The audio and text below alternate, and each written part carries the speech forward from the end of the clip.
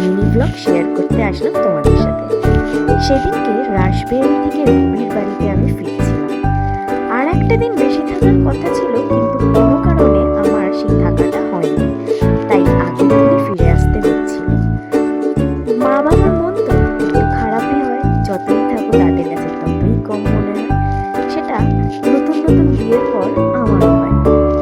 যাই হোক, আমাকে ফিরতেই হতো। আর আজকে সারা দিনই সেটা জানার পর থেকে বাবাই আমাকে বলে যাচ্ছিল, আজ আমি তোকে ছাড়তে যাব। সকাল থেকে কিন্তু তার দারুণ কাজের চাপ ছিল, তা সত্ত্বেও সে আমাকে বলছিল যে না, আমি তোকে ছাড়তে যাব। আর আমাদের এদিকে কিন্তু খুব বৃষ্টি হচ্ছে।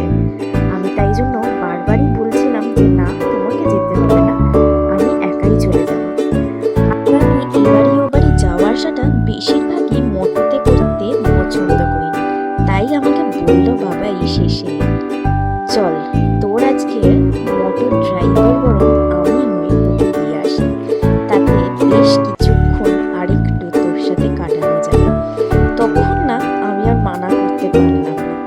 তো আমি বাড়ি এসে যাওয়ার ঠিক কাছে পিঠে ঠিক এরকম ভাবেই হাতটা বোলাচ্ছিলাম, আর ভাবলাম এটাই হয়তো মা বাবা হয়।